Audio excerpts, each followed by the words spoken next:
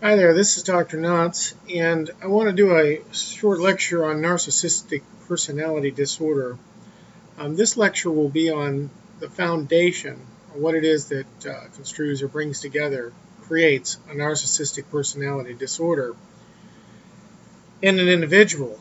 Um, the DSM-5 says that 50 to 70% or 5 to 7 of every bit of the 6.2% of people diagnosed with narcissistic personality disorder are males.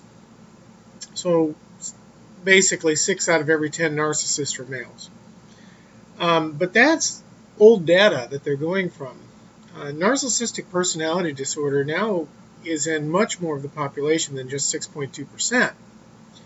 The problem is they haven't done any upward statistics on it, especially those in the school systems today. You talk to teachers today, and what they describe amongst children, especially here's where it's flipped, is narcissistic personality disorder, is what they're describing in many of the women and men.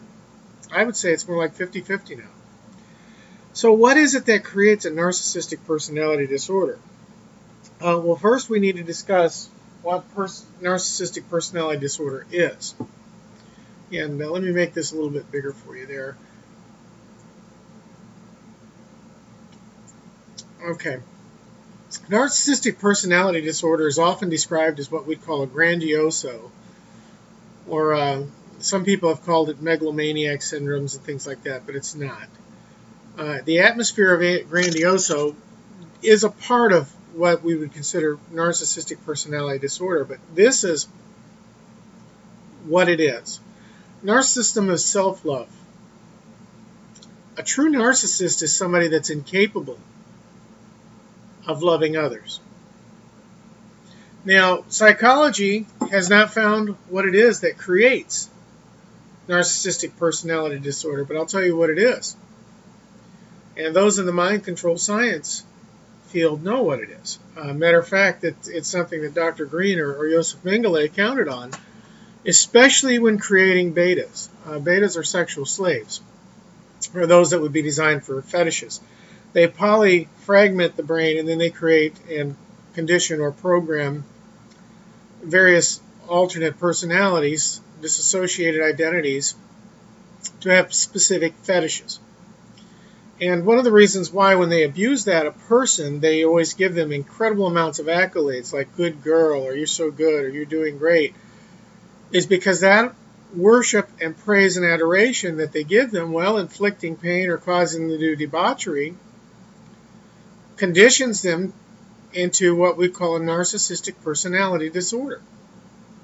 Now, that's in mind control programming.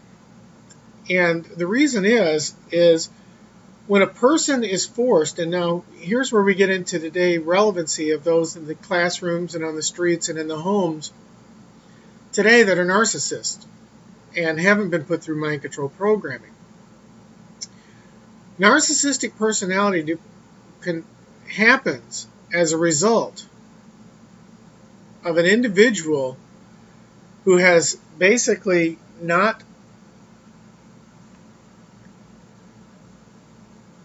an individual that's had to basically love themselves. Now, often they are an entitled individual, which means their parents give them everything they want, everything they desire, they cater to them. But what they don't give them is discipline. And that's why, a self-defeating personality disorder, borderline personality disorder is often misdiagnosed as narcissistic personality disorder because they're so similar. But they're not the same. A narcissist will want all the attention to be on themselves. They walk in the room, they want everybody to know they're in the room. They'll do things to draw the attention to themselves. Now, in mind control programming, a beta will be used to all the attention being upon them, and they always have to smile for the camera or act happy no matter what they're doing for the people there. So that's how it's built into a beta. It's basically a conditioning element of which, in order to survive, they have to take part in it. In order to thrive, they have to adapt to it and accept it, acclimate to it, and expect it to be part of the norm. But now those that have not been through mind control programming, or what we call intentional disassociation in order to make sexual slaves, those who are narcissists without being put through that become narcissists because they're never held to any standard. They are children that raise themselves. Their parents may give them whatever they want. I mean, half of these kids in the school system today that are disruptive and uncontrollable, they're not held to a standard. They're not enforced.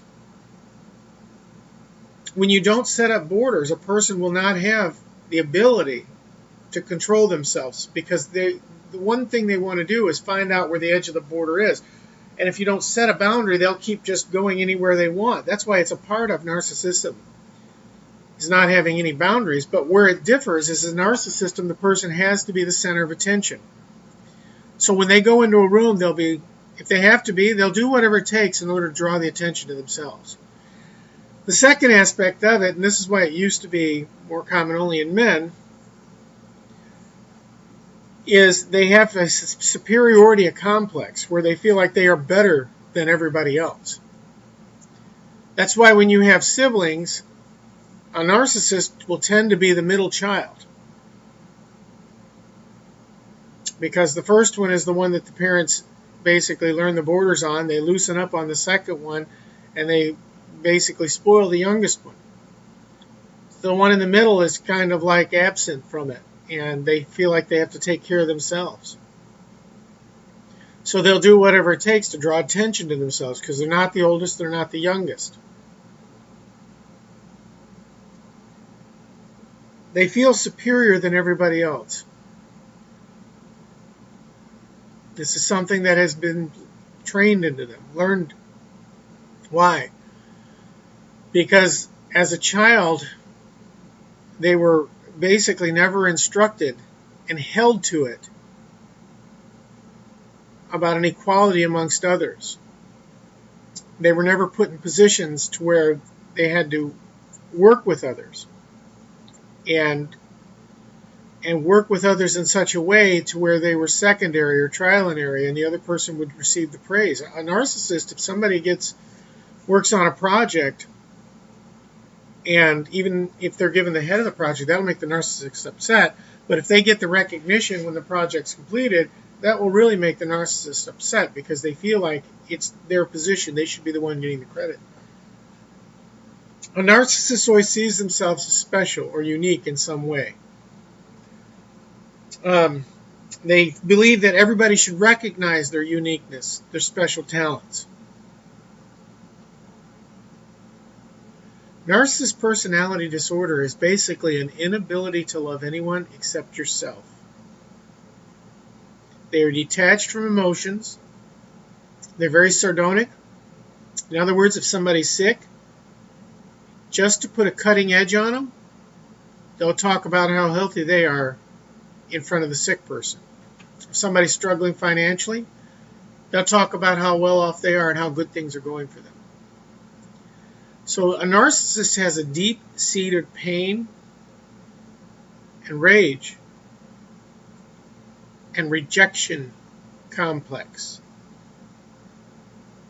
That's why it's a middle child. The first one the parents cut their teeth on.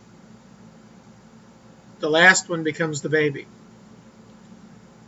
And if they're only a year or so apart, the narcissist, the one in the middle, will feel neglected and as if they don't exist. And so they'll do things to draw attention to themselves.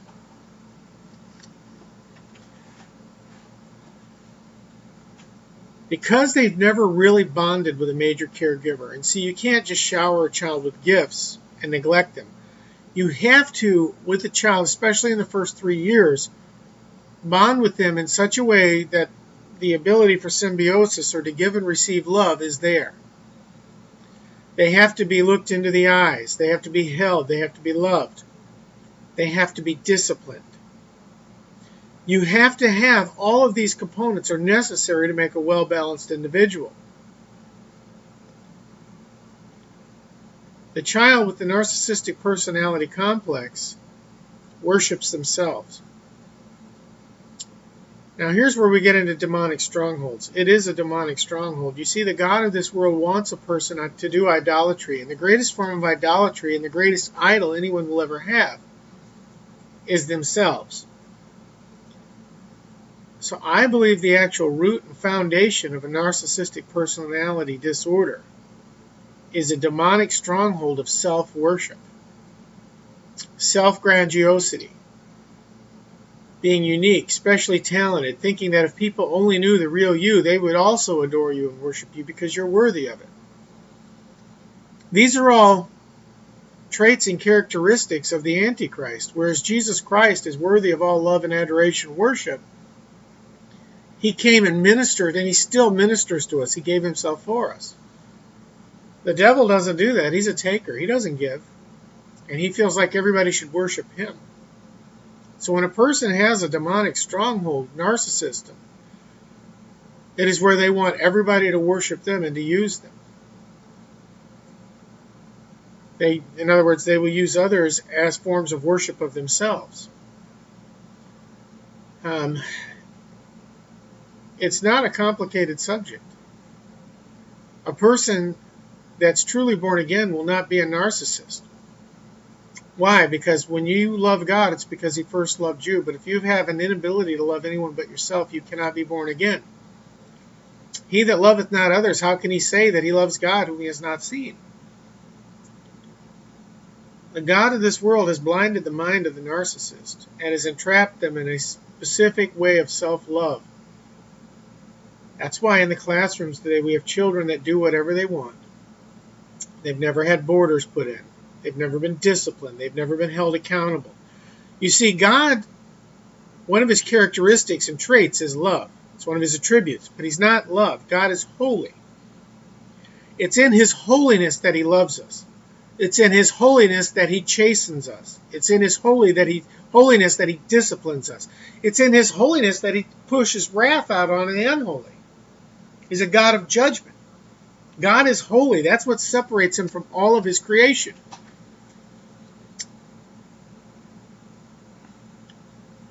The narcissist is unable to love anyone but themselves.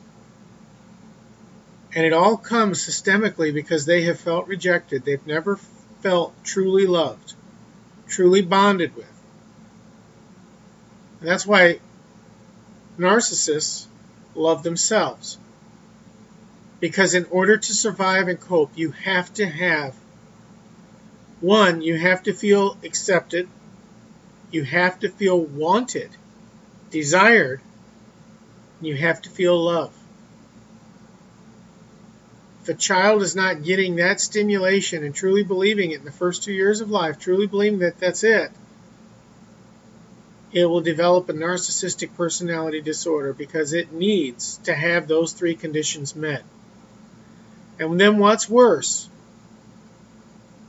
is a demon will come in and will solidify that and will keep them from ever breaking free of it. And they will graduate and they will grow and they will become older and they will constantly develop more and more narcissistic. They'll place themselves before anyone else.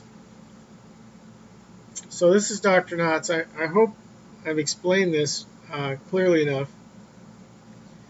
But if you have any questions, just write me and I will get back to them as soon as I can. So this is the foundation of narcissistic personality disorder. And Lord bless you in your endeavors to know it. In Christ's name I pray.